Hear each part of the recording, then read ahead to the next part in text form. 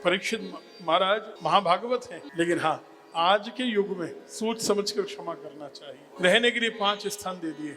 जूतम, जहां लोग जुआ खेलते हो, जहां लोग शराब पीते हो, जहां माता बहनों पर अत्याचार होता हो, जहां हिंसा होती हो और जहां अधर्म का धन हो।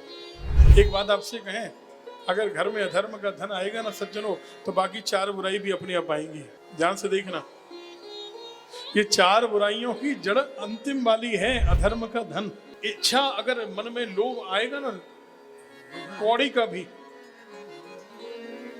तो वो भी जुआ शराब इन व्यसनों को घर में अपने आप लेकर आएगा। अगर किसी घर में आप ये 4 बुराई नहीं देख रहे हैं, अगर किसी घर में देख रहे हैं शराब और जुए से बचा हुआ है घर, और किसी घर को देख रहे हो कि स्त्रियों का इस घर में बड़ा सम्मान है, दृष्टि गलत नहीं है और ये घर के लोग सब मिलजुल कर रहते हैं, हिंसा नहीं करते ना, तो समझ लेना कि ये सात्विक घर है। इस घर में अधर्म का धन नहीं आता। बोलो राधे राधे। अरे राधे राधे तो बोलते रहो ना, राधे राधे। ये मान लेना, अधर्म का धन मांसाहार से कम नहीं बताया गया है। शास्त्रों में अधर्म के धन की निंदा मांसाहार के बराबर की गई है। दूसरे का अधिकार छीनना, दूसरे का धन छीनना। अभी हमने कौरवों की गति देखी, क्या हुआ? अगर पांडवों का राज्य छीनना चाहा तो कुछ हो गया, धनवान बन गए, दुर्योधन को संपत्ति मिल गई, क्या वंश मिट गया? केवल दूसरे का अधिकार छीनना। कलयुग प्रसन्न हो गया। महाराज अधर्म का धन है आपके यहाँ, खजाने में जरासंध का मुकुट है, अधर्म का धन पहन लिया परीक्षित ने, सिर पर आकर बैठा। कलयुग शिकार कभी खेला नहीं है, चींटी भी कभी परीक्षित जी ने मारी नहीं है, लेकिन आज खेलने के लिए शिकार जंगल में जाते हैं। और हिंसा का परिणाम देखा आपने, संत अपमान हो गया। अधर्म का धन आया, हिंसा आई, संत के गले में मरा हुआ सर्प डाल दिया। शमी के पुत्र शंगी ने श्राप दे दिया है कि तिलंघित मर्यादम तक्षक सप्तमी हनि दंक्षति स्म कुलांगारम नोदितो में ततद्रुहम। 7 दिन बाद तक्षक नामक सर्प डसे। 7 दिन बाद नहीं, 7वें दिन तक्षक नामक सर्प डसेगा और परीक्षित की मृत्यु हो जाएगी। शमीक, ये संत का स्वभाव है कि महाराज अपने पुत्र को धिक्कारा है, डांट लगाई है, परीक्षित के लिए गलत नहीं सोचा। परीक्षित को जब समाचार मिला पुत्र जन्मेजय को राजा बनाकर महाराज परीक्षित तुरंत चल दिए हैं बाण गंगा के किनारे। क्यों आए? जहां शुकताल है वहीं क्यों आए? और तुरंत घर क्यों छोड़ दिया?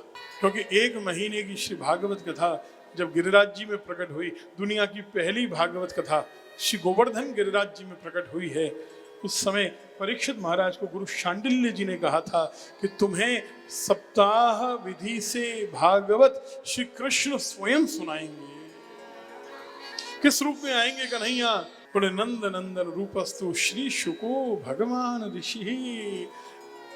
भगवान नंद नंदन कृष्ण कन्हैया शुकदेव ऋषि का रूप बनाकर आएंगे। 7 दिन में भागवत सुननी है बाण गंगा के किनारे। तभी तो 7 दिन का श्राप लगा, नहीं तो क्या 7 दिन बता कर दिया जाता है क्या? क्यों जी 7 दिन का गैप क्यों दिया गया? परीक्षित समझ गए, भागवत कथा मैं सुन सकूं इसलिए मुझे भगवान ने 7 दिन दिए हैं। और धीरे धीरे संत आने लगे, समागम होने लगा है और महाराज भगवान शुकदेव पधार रहे हैं। आइए हम दोनों हाथ उठाकर जय जयकार करें।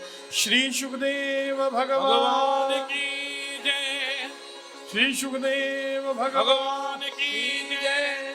तत्र भवद भगवान व्यास पुत्रो, तत्र भवद भगवान व्यास पुत्रो, यदृच्छया दामश मानो नपेक्ष अलक्ष्यलिंगो